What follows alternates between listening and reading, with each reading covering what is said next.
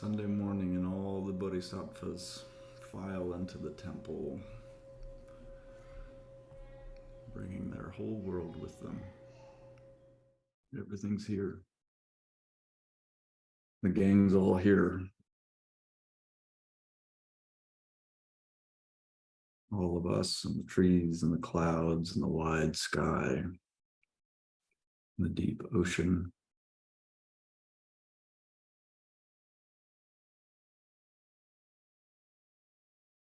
All of history accompanying us. And all of our parents and their parents and their parents' parents and all of our ancestors in this world that they've handed down to us. Nothing to do in meditation, and somehow the work of meditation is never done. It's kind of nice to know. You can meditate for the rest of your life and you'll never run out of it. Even after the end of your life, you can keep meditating and you still never run out of it.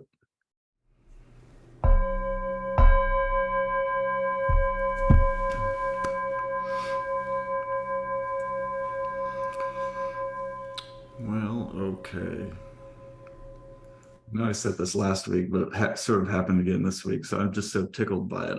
I want to share it with you that I got the email yesterday or whatever it is about John Tarrant Sunday. And I thought, oh shit, I need to sign up.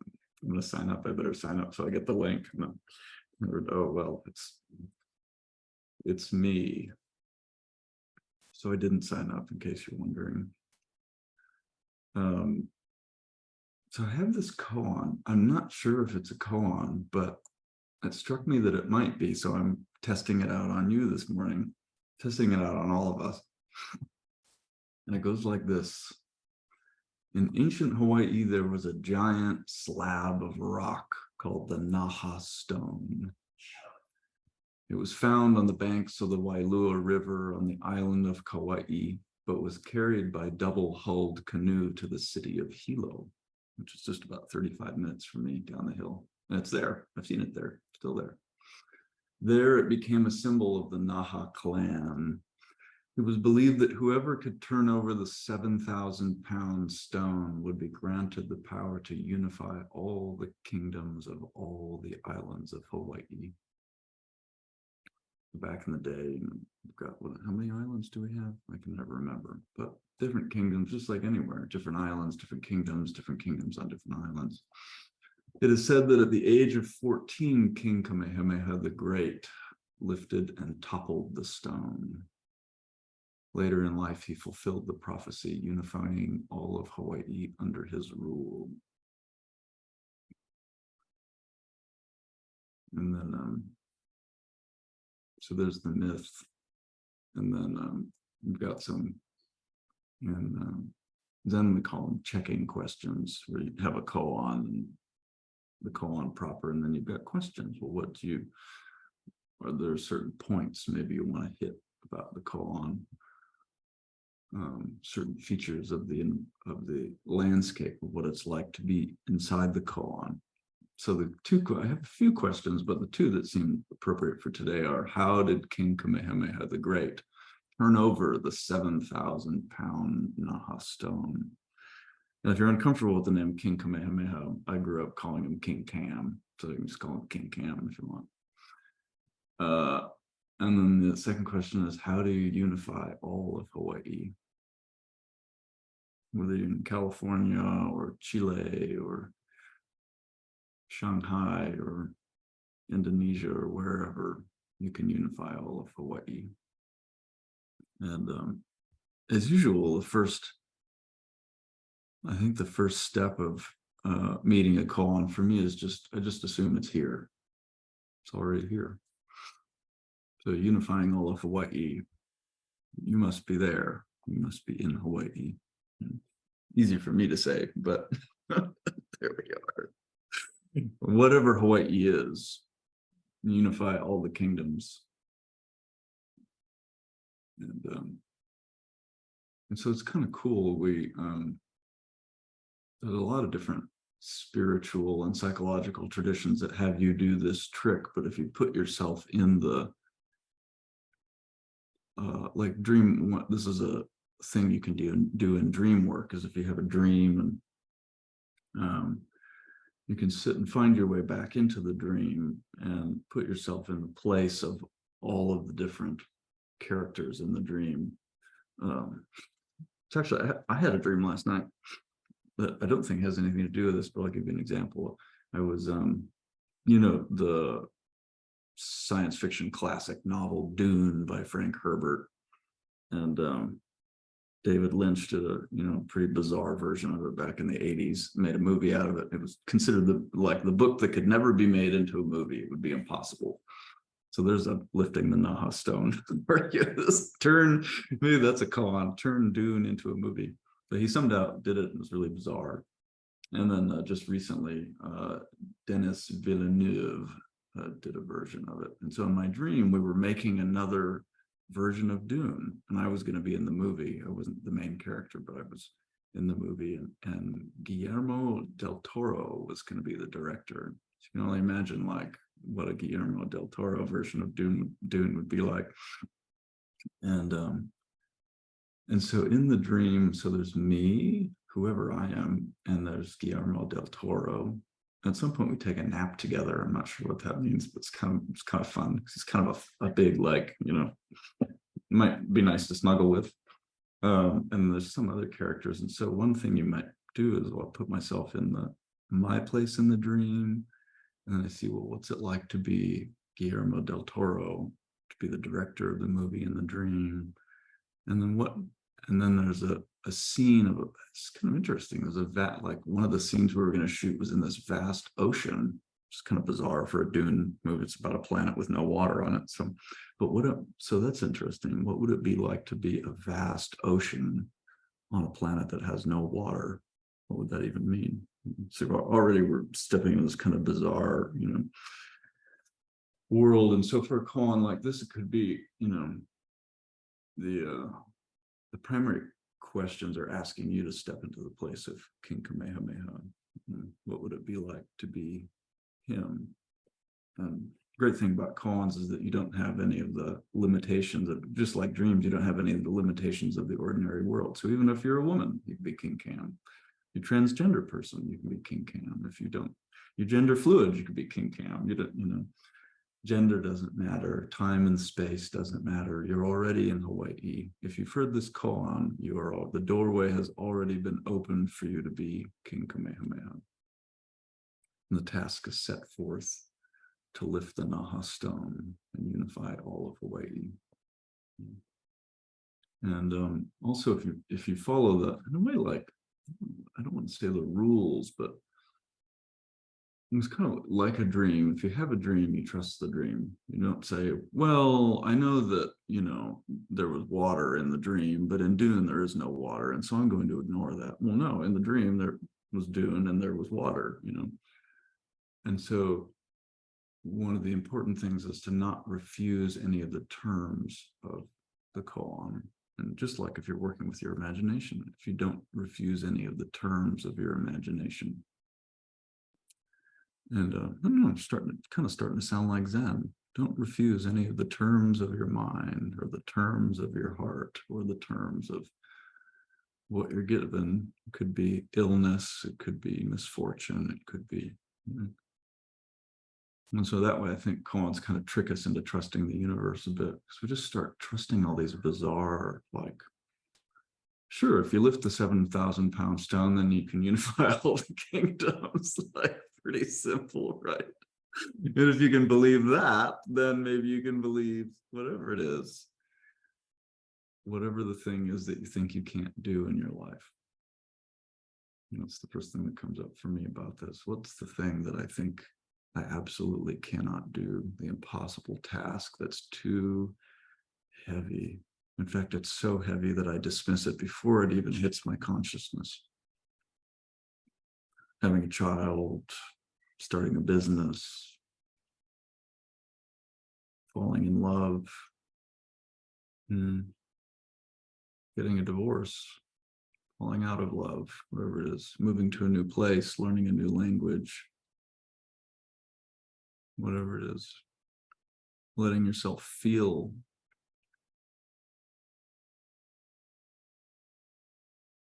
If you're one of those people who's not so comfortable with feeling, letting yourself feel could be a huge thing. And so that's a helpful thing to just, because when we refuse the terms of the koan, or we refuse the terms of life, then you notice things start to get small and kind of crowded and not very much fun, really. And so what would that be? Turn over the 7,000-pound Naha stone.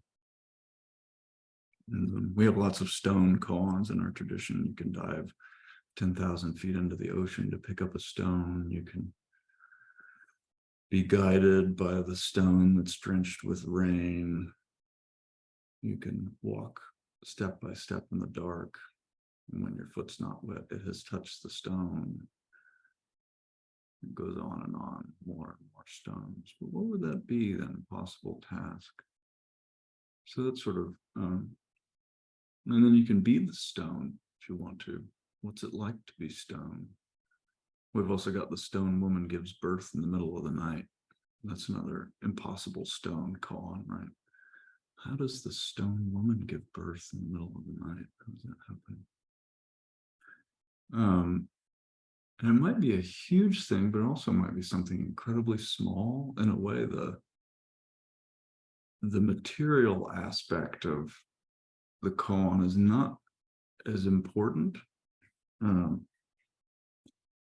It's just the medium by which the universe presents itself, the medium by which the wisdom of the koan presents itself. And so it might be something like moving your entire life to Burma or something, or it might be something as small as the other day I was really tired and it was the end of the day and my wife was doing some work, and so I was with our toddler, and he's at the age right now where he's just absolutely uncontrollable. Like the koan might as well be like, get your toddler to sit at the dinner table for more than 30 seconds without leaping up and running around and banging his fork repeatedly on the table. But this particular afternoon, I was just tired. Like I just wanted a nap, and I just wanted him to go away so that I could rest for a moment.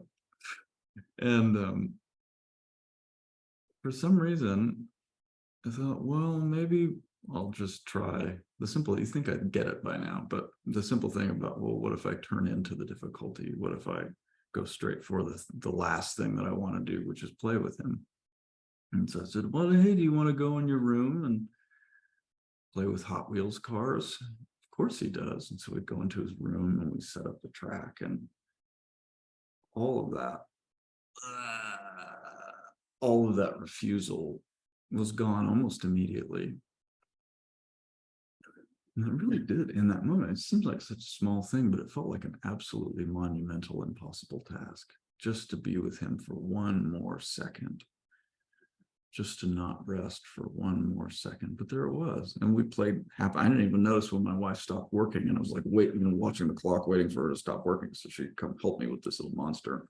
And then we were just playing with Hot Wheels cars, and there's this kind of thing, like I kind of out crazied him a little bit. Like part of his thing is to like crank it up to 11 and then see how we react to it, and then crank it up to 12 and then crank it up to 13. And so I noticed myself doing that too. Like he'd run the Hot Wheels cars this fast, I'd run them even faster. This is kind of fun to think about. And you notice, oh, that's the thing about undividing the world, I think, is that then there's not any division between he and I. There's not any division between play and work. There's not any division between, and suddenly I've got like, I didn't feel like going out running a marathon or anything, but suddenly there was not the lack. I wasn't lacking anything. I wasn't lacking energy or attention or patience or any of that stuff. And somehow the physical pain that I'm accumulating as I'm becoming an old person wasn't a barrier. It was kind of interesting like that. So I wonder, koans. Koans. So lifting the 7,000-pound Naha stone, unifying all the kingdoms. And you probably kind of know, some part of you knows really what the lifting the stone is. And then there are all the things that kind of the lesser stones that we settle for, the whatever you want to call it. This, I think we tend to call it the self, but the small me maybe thinks that getting a better job will be toppling the stone. Then my life, then my life will be complete. Or getting a better relationship, or losing 10 pounds, or being a kinder person. Then my life will be complete. But you kind of already know that that's not really, I don't know, if you're sitting in this room, you probably at least have an inkling that that's probably not really the stone. Those things might be helpful. I mean, losing 10 pounds would probably really give my knees a break. I'd feel much better, but that's not really the thing that's going to heal the universe. It's not really the healing heart thing. And a lot of times it's that, and that's not in the realm of the impossible. Losing 10 pounds is not impossible. It might be very difficult. And actually that might not be available to you right now. That's the other thing. So a lot of times those things that we think, the smaller stones that we settle for, actually aren't available to us.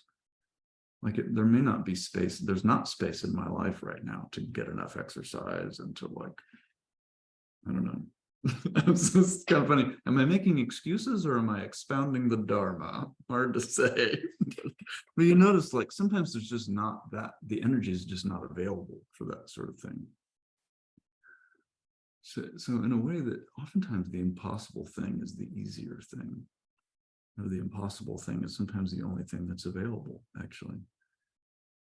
Like trying to get my son to entertain himself is like actually the truly impossible thing in that moment a couple of days ago. That just wasn't going to happen. That's not the way the universe was going.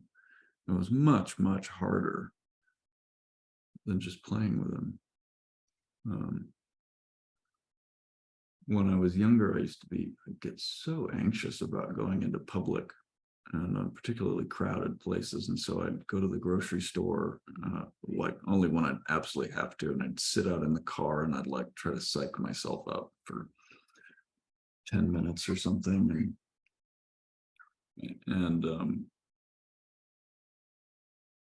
sometimes I'd do it and I'd like rush in there and get maybe half the things I needed and then rush back out in a panic, throw them in my car and drive home. And sometimes I wouldn't even make it inside. I'd just go, well, we'll go get a pizza tonight. We'll try it tomorrow.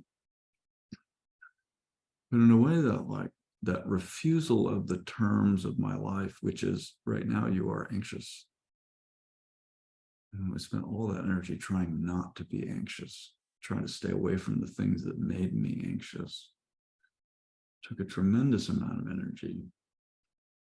And there was something about Zen that just said, well, what's wrong with being anxious? In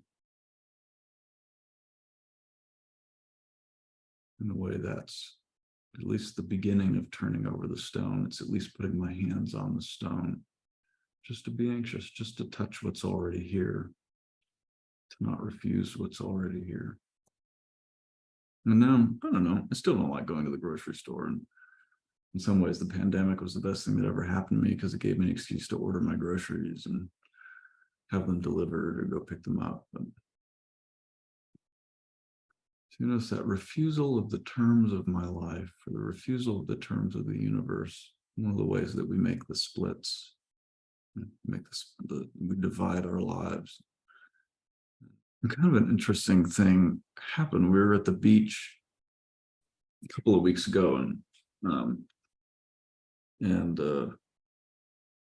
this older guy was there with his looked like his grandson, and he made a comment about the shape of my son's eyes, which are kind of almond shaped. My wife's eyes are sort of almond shaped, and he said something about, he said, "Oh, I saw his eyes and I thought maybe he was part Asian."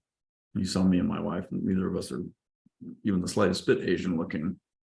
And when he says, "Oh, that'll something like that'll be good for him. He'll get along easier in Hawaii because he looks a little bit Asian." And that's kind of a funny statement. I thought, oh, yeah, that may be true. I don't know. It depends on where you are, I guess. But and my wife said, what, she commented on it later, and she was like, "Was that kind of racist?" I said, "No, I don't think so." But there is something about that I'm noticing about being back in Hawaii, about the differences in people. And it's really easy to see in race and ethnicity and culture and that sort of thing, that in a way the differences are celebrated and acknowledged in a very it's just there in a way that I don't know, other places that I've lived on the mainland, not so much.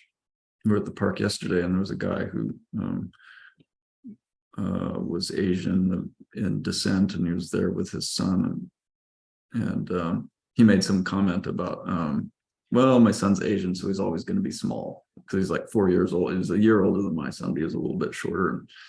It's like, yeah, okay, he's Asian, he's always going to be a little bit small. I don't really like to exercise. I'm probably always going to be a little bit overweight. I really like junk food. I'm always just going to probably have to struggle with that a little bit, or have it or something. So it's just about the acknowledgement that what is there, and it doesn't actually do anybody any good to pretend like it's not. Like the whole, sort of whitewashing of the culture about, a trope about white people saying, "Well, I don't see color." Well, I don't know. people are, at least the progressive side of things, the people are generally in agreement that that's not actually a helpful thing. It's actually good to notice the differences. It's important. Everything, every person, every characteristic has its own Buddha nature. It's good to notice that. So if you parade around thinking, well, we're all just the same, then I don't know, you're kind of right in one way, but in another way, you're ignoring the world, you're ignoring the differences in the world. So in some way, including those differences, I think what I'm saying, what am I saying? I think what I'm saying is that including all of that stuff is part of allowing the world to be unified again. That within the kingdom, there are all types of people: short, tall, skinny, fat, fast, slow, smart, dull, whatever it is. And really, it's about your own heart and your own mind and what you refuse, right? Whatever you refuse in your own mind. And let's think about that. So how do we divide ourselves? I mean, the kingdom of Hawaii is in your heart, really. That's what it's about. It's about unifying your own heart. And in a way, the thing about the archetype of the divine king is that the king gets his power. He's just he's a conduit for the great forces, right? That's the thing. Same thing for us. So I don't know. I think that's the other pieces that we can get. If I start to think, well, I'm the one who unified all of Hawaii, then I get inflated, and that's another kind of division and separation, really. And that's not all that helpful. So that's the thing. You turn over the stone, and I guess the words that I used was, it granted the power, or maybe lent the power. The power is made available. And unifying things will not always be all roses and sunshine. I mean, the actual history of it is that King Kamehameha's unification of the Hawaiian Islands was, filled with incredibly brutal war. So there's that too. Many, many, many people lost their lives, and many brutal actions were carried out. And so there's that too, and so that's one of the things I'm trying to reconcile about, well, the material, if you take up a koan, then all of the material contained within it, you're sort of giving it access to your life. And so if you take up a koan like this, then you might start to notice actually that, no, there doesn't have to be brutality, but there may have to be a firmness, and there may have to be battles. People don't always agree with when you start making changes in your life. Like if you're lifting the Naha stone is to stand up to somebody, or to stop making excuses for somebody that you love, or even to stop making excuses for yourself, you might get revolt in the kingdoms. Not everybody wants to be included in that. And so that's to be expected, and also included. That's one of our other koans, stop the war. How do you stop the war? My God. However long humans have been around for, we still haven't figured that out. In fact, it doesn't even seem to be slowing down. How do you stop the war? And yeah. So what else? What is your Naha stone? Maybe that's a good place to do some meditation.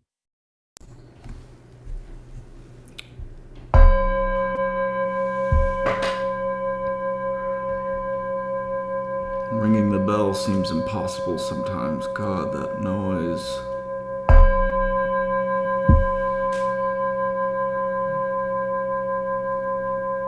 It's like kind of scary to put all that noise in your rooms. Even to open my mouth and say anything feels almost impossible.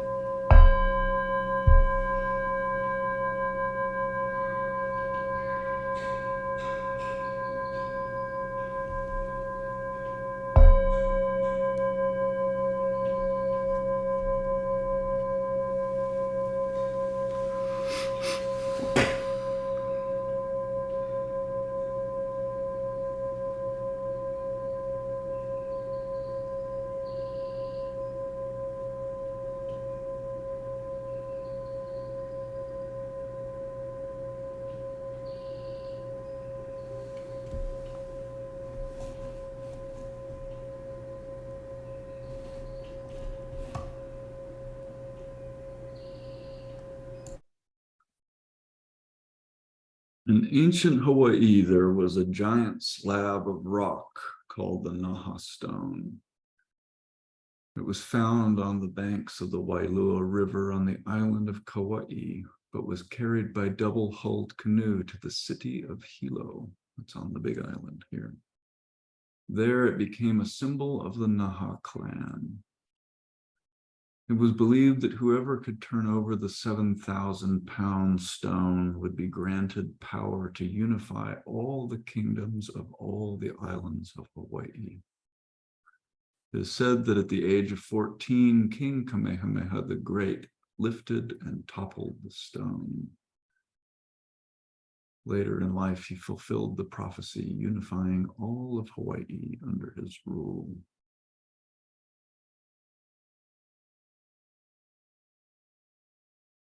How did King Kamehameha turn over that 7,000-pound stone?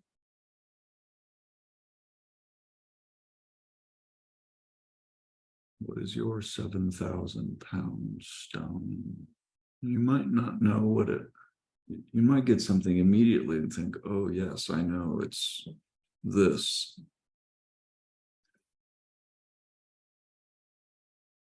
And you might not know what it means yet to turn over the stone. You might just get something that seems intractable, some intractable problem in your life, or some overwhelming emotion, whatever it is. And you don't actually need to know how to turn over the stone.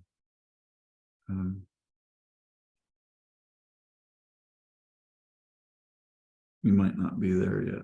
It might just be time to sit with the stone, to put your hands on the stone, to look at the stone. You might not have any idea of what your stone is.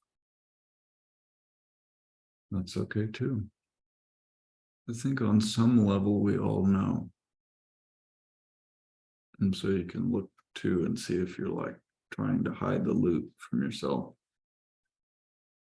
Sometimes in meditation, you just fall into those spaces where everything's already unified, where you find the place where the world hasn't yet been divided by the mind. That's a remarkable thing, and that quality of mind starts to flow out into all of your life. Things get clearer. You notice, oh, no, the thing is that I need to, whatever it is, stand up to my spouse. Or maybe stop blaming my spouse. Maybe I need to stop complaining about my job.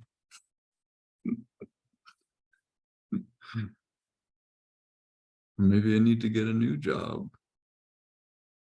And again, it's not about the job itself, it's about the way that we relate to our lives.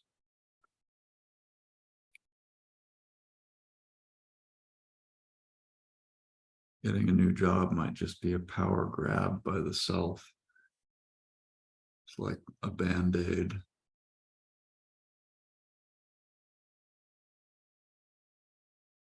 But it also might be a deep acknowledgement that you're unhappy and you've been accepting your own unhappiness for far too long.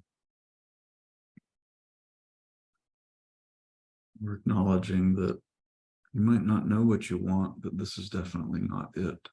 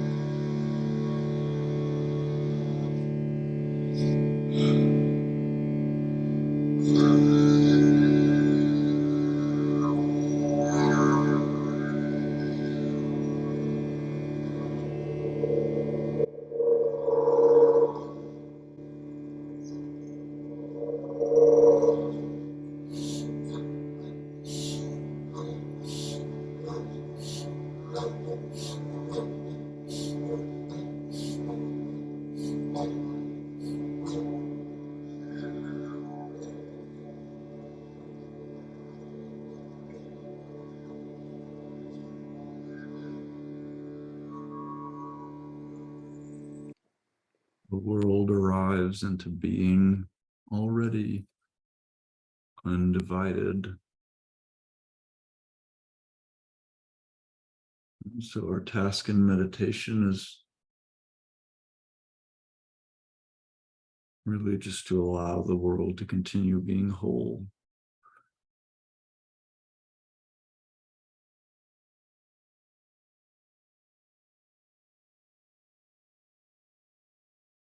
To heal the world means to include it.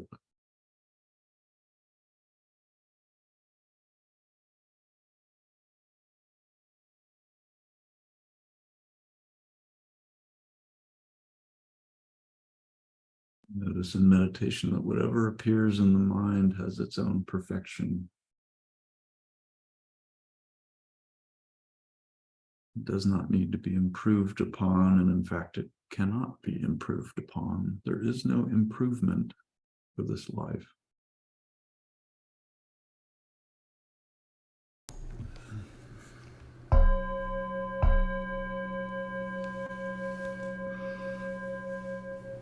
I was just noticing as we were sitting that oftentimes like the impossible thing is the easy thing, actually. And you probably hear this when you hear about people's enlightenment stories, or you read about them, or maybe your own enlightenment stories. That, like, the thing that people say is, "Oh my God, of course it's like that." It's always, it's right in front of my face. Whatever it was, you just lift the stone. That's it, or you just don't interfere with your mind. Like, but suddenly, it's like it seemed like this incredibly difficult thing, and all of a sudden, I remember going to Dokusan years and years ago with John Tarrant, and I don't know what koan I was working with, but he said, "Well, how is it?" And I just tapped him on the nose ever so lightly, and I was like, "It's just like that." Like, so, so lifting the stone, I think that one of the ways we make our lives hard for ourselves is that we we try to open the door that doesn't open, or we lift the, King Arthur goes up to the stone and pulls the sword out. It's just whoosh, comes right out. Got all these big burly guys up at. It actually doesn't take a lot of muscle.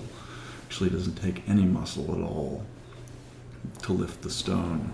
It takes more muscle to not lift the stone, or to lift like, I don't know, the stones that aren't really for me. Like, that's just one of the ways we go around trying to lift other people's stones for them.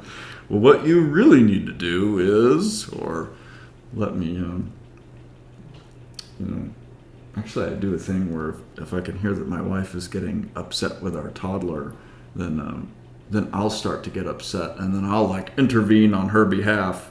Elliot, you need to stop bothering your mother, or whatever, which just makes the situation worse, because it's between her and him. It doesn't have anything to do with me. And that's really about me too. Like that, my thing is about.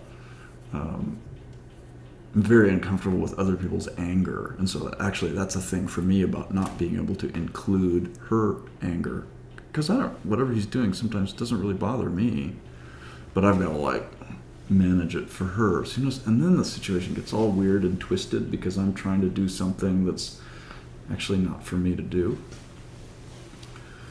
And another thing is, like, I know I'm talking a lot about moving to Hawaii because that's what's up right now. And business is slow for me, and I can get into this thing about, well, I've got to work like 24 hours a day to get more business. I need to do this and do that, and even if there doesn't seem to be anything I can do, I need to like sit at my computer and stare at the screen and think about what I could be doing. It's almost like putting myself in timeout or something.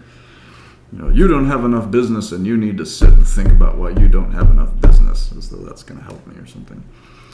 And so I did a remarkable thing.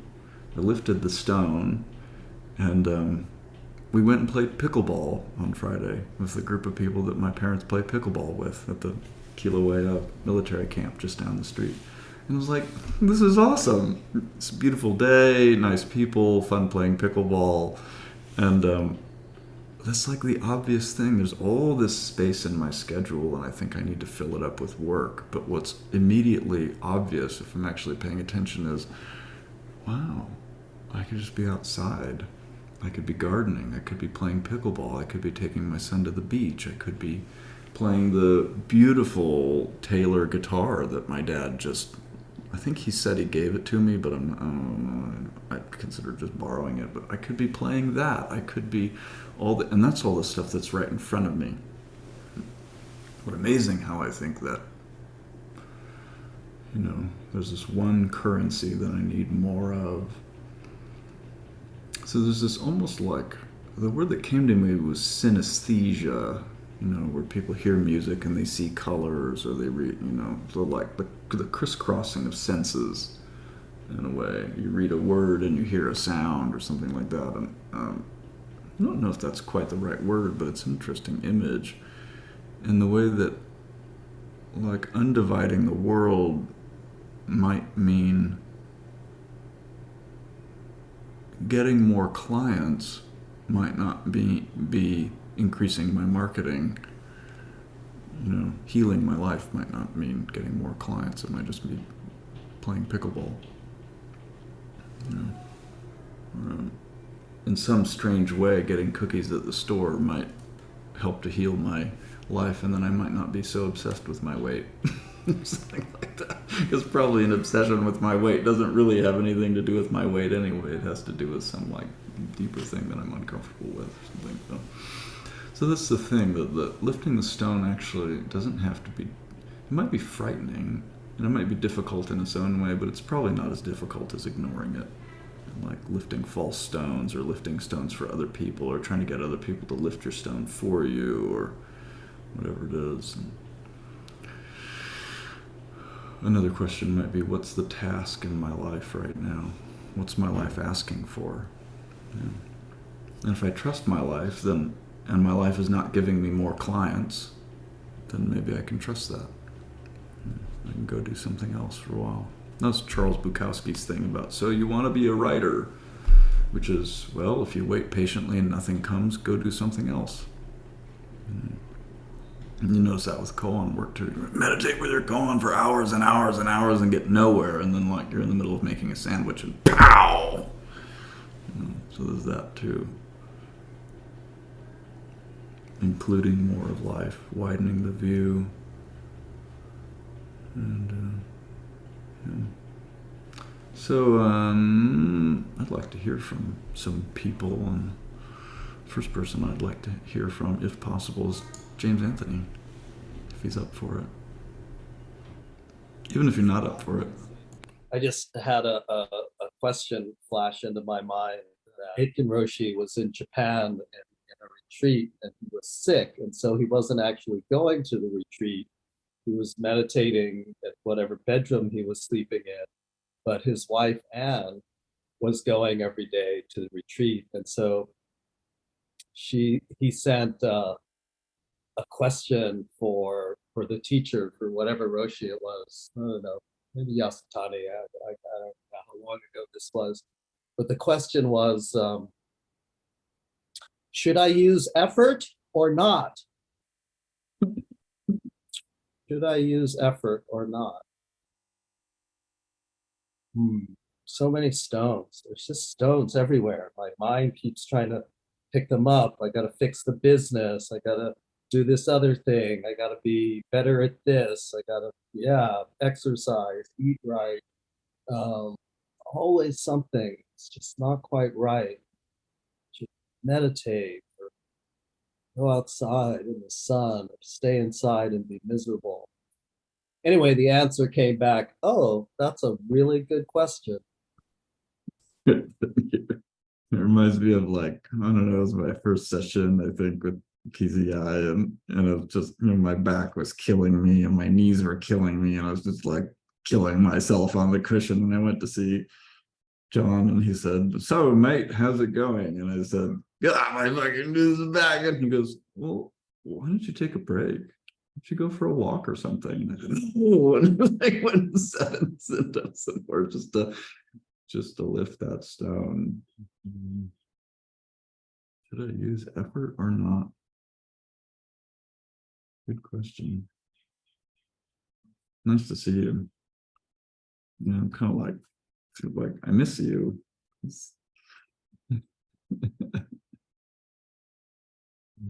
Christy, do you want to say anything? Yes. What is it though? My main image has been during the last little bit is of reaching myself around the stone, the 7,000-pound stone. And I'm Asian, so I will always be short, and it's a really big stone. And then I flipped around and was looking at me as if I were the stone. And there was this sense that, oh, sure, I'll help you little people with your prophecy. Just figure out which way I want to go, and I'll do it. I'll help. I'll be part of it too. Like we're not so separate from the stone as we thought. So then I was thinking, oh, the stone, it maybe it wants to go back to Kauai, and so I just touch it in that direction. It'll just go. So that started making me think about Mother's Day and the mother of all of us and the earth and my mother, but all the mothers before my mother, and how that's in my bones too. So I feel like the stones that I was holding are the disjointed thoughts that I often have, and my desire to somehow cohere them is one of my challenges these days. And my mom having died of dementia is part of why I'm intent on staying coherent as long as I can. Anyway, that's what came up. Thanks, Jesse. Yeah, that's beautiful. Interesting how we get like intent on things like that, like I've got my ways that I'm intent to not become my parents, and in a strange way, that my attempts to not become my parents sort of like I become them even more. Those a lot of the ways I've tried not to become my parents are the ways that my parents tried to not become their parents. Kind of inevitability about it. And it's amazing, isn't it, too, to include the possibility that despite all my best efforts, like that might be my fate. Might be my fate. I'm going to call on some people that I've never called on before, and some people that I don't even know. That's exciting. Renee Sweezy, do you want to say anything? Yeah, and if anybody doesn't want to say anything, that's fine. No pressure. No rush. Unmute here. You know, I sitting with the image of a 7,000-pound stone is wonderful for me, because it doesn't feel like movement. It may move, but I don't feel like I'm directing the movement of the stone. Actually, what I felt was an invitation from the stone to be with the stone. And it felt like, I can't remember where I read this, but if you want to know the pine trees, sit with the pine tree. And it felt like it was more important to have this feeling from the stone and get to know the stone. And that felt the invitation in. And I look at that and I go, how many times do I miss the invitation? Being busy with kind of just busyness. So part of it, I think my personal 7,000-pound stone is not reminding myself to really be present in the moment, even if it's washing dishes or cleaning a toilet. So thank you, Jesse. Nice, thanks for that. Yeah, I like that thing about we defer to the universe in a way, like the stone knows. The stone knows, you know. The stone knows. Yeah. Yes. The stone definitely knows. It's been around a lot longer than I have. I trust that. Nice. Thanks, Renee. Eduardo, do you want to say anything? What came up is that we have a similar story here in Chile. The Mapuches were going to fight against the Spaniards. So there was this huge trunk. And the idea is that the chief would be the guy that, in the war against the Spaniards, would be the guy that could lift it and walk with it a certain distance. And one of them, Caupolicán, lifted it, walked all night, and then threw it out. And he was, you know, the guy that was going to lead the Mapuches against the Spaniards. A similar story. It ends very badly, though, because when the Spaniards captured this guy, who's called this Caupolicán, they had him sit on a spear. And the worst part is that his wife, called Fresia, when he was dying there with his crossed by the spear, picked her baby and threw it on his feet and said, "You promised us freedom and we don't have it. Here you have your child." Very, very emotional. So all that came to me when you told that story.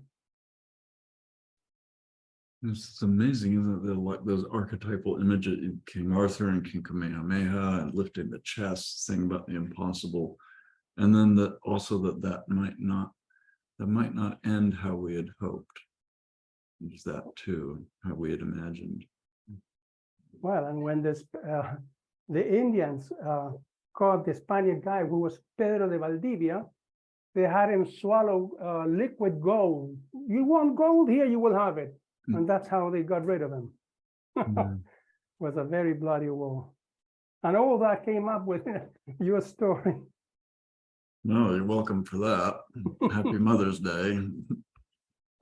You know, Yeah, it's amazing. Like I'm kind of glad you brought that up, because that's the other thing about, like, when I think about, well, instead of sitting in front of the computer and whatever, just trying to drum up clients, I could go play pickleball. There's some part of my mind that says, at this very moment, you could be condemning your family to poverty. Like, I mean, we're not there yet, but it's a possibility. This path of trusting what the universe is giving me, and not just working myself to the bone and pushing against the door that doesn't seem to open, I might be, I don't know, but in a way, like, that would be all right in some way. Not that I want to live in poverty, and not that I know anything about poverty, to be perfectly honest, but in some way that if I'm following the flow of the Tao, then it's gotten me this far. So maybe I can keep trusting it. And there may be terrible, very difficult roads ahead. And there certainly have been in the past, but also, I don't know, following the path is its own blessing. an Yeah. impressive call on your faith. Oh, yeah, well, we'll see how it holds up, but yeah, but that's also like the including all those parts of the mind that say it's okay, just trust. And then, well, what are you doing? Shouldn't you be trying harder? And we'll do it. Maybe you should start looking for jobs and all these other things. And it's just the inclusion of all of it. And sort of like Renee was saying, I think, no, you just gotta listen and trust what's here. And then the way the stone lifts itself, really, I think that's the thing about koan practice for me, is once you see through that stuff, it's just so obvious, and it's actually quite easy. Oh, I just go into the grocery store and I'm anxious. And then the weird thing is, like, then I stopped being anxious about going into the grocery store. There's a lot of the anxiety was about trying not to be anxious, about managing other people, and all that stuff. So, yeah, thanks, Eduardo. Chris Johnson, do you want to say anything? Yeah, sure.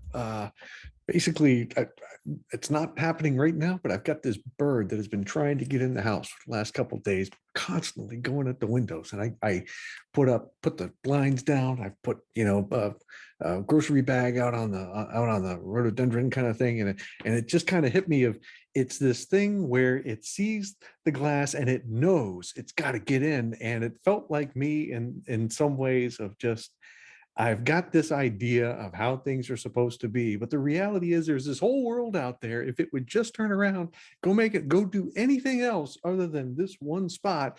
But from daybreak to sunset, it is going after the windows, and it probably looks at these obstacles that I, as the universe, it's like, I'm trying to help you out. You're only going to hurt yourself. You're only going to do this. If you would just go, and it won't listen, and it finds another window. And I guess it just kind of felt to me like I guess for me, what is Zen for me kind of thing. It's like when I was knowing Zen and reading about and doing all the rest of that, I knew I was going to start practicing Zen so that I could have this flat mind and deal with all these problems by not dealing with these problems. And it was everything but. So to me, Zen for me is a huge misunderstanding. And once that kind of hit me, it's like, things got so much easier. And then kind of listening to Eduardo speak, it just suddenly hit me about, if I reduced unifying Hawaii to lifting a stone, it's like missed the whole point. It's like, what if, I don't know, in my mind, what if he had already unified Hawaii, and it takes a village, and it was not just him, but he was already unifying Hawaii, and it was this group that flipped the stone, but the unifying Hawaii came first. I don't know, the heart kind of came forth, and these other things just sort of happened. But I don't know, I guess to me, it's like, yes, it's all impossible. Just give up on that. And the next thing you know, all kinds of different paths and things are so much better, because it's like, what am I going to do? I don't know, as you talk about going to the pickleball and the rest of that. It's like, maybe it's just about making connections, because how do you get clients? You make connections. How do you make connections? You go have fun with people, maybe actually having fun with people fixes it all. But this whole thing of the bird going at the window, it's like, I know. It's like, just go enjoy the world around you. Then I can take the bag down, I can raise the shades, and the world suddenly works with him again, kind of thing. So anyway, that's how it is for me. That's great. Thank you, Chris. What a great image. It's like an beautiful, incredibly condensed Dharma talk there. It's like, yeah, really, Thank you. nothing to add. Thanks. Let's see. How about Michael's iPad? I don't know you, Michael, in the green shirt. Do you want to say anything? Sure. It reminds me of the time when I left my work, and I was wondering when it would be time to retire. I'd worked for 44 years as a pathologist, and I didn't want to be pulled out with a hook. You've stayed too long, and when should I leave? And I really love my work, but I wondered when would it be time. And then one day I just stepped back from the microscope and I looked at it, and I didn't have to fight with this problem anymore. It just was very clear that I had done it, and I didn't really need to do it anymore. And so it's kind of like, if you get out of the way, your life lives itself, kind of thing. And the gentleman from Chile also was right. He said, sometimes it seems like it's not turning out the way you had hoped or expected. But of course, we don't know what's around the corner, right? It might be something much more delightful, and we just don't know. Yeah, that's beautiful, beautiful example. Thank you. Thank you. Maybe time for one more. But Phyllis Green, I don't know you. Do you want to say anything? Yeah, I thought it was such a significant issue, because when you're trying to lift stones, they never feel like small ones. They always feel like they're very big, and often they feel too big to manage. So it was like thinking about how to handle things that at times feel bigger than what we feel up to. And the idea of maybe stepping back and looking at it another way. And I liked what one of the women had said about somehow about turning it around and allowing the stone to do it for us, or seeing it from the stone's perspective, and how that opens, another window to let other thoughts and ideas come in. So that's what I was thinking about. Yeah, thank you. Thanks, Phyllis. I think that's it for us. Amaryllis and Jordan, do you want to take us, unify us the rest of the way?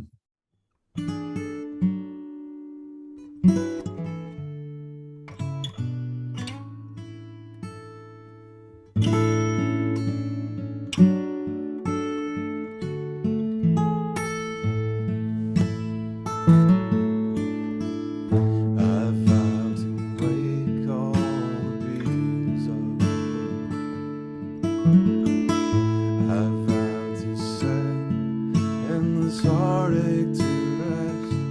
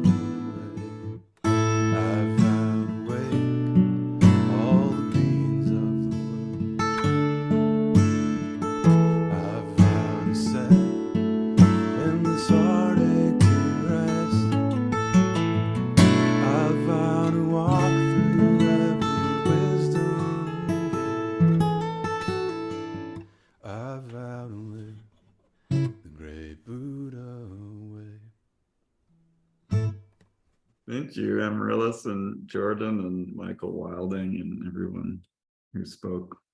Happy Mother's Day to all you mothers and people who have mothers. And I don't know, I kind of want to just take a moment for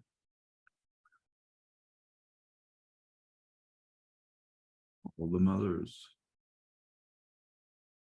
even those few imperfect ones. Thank you very much.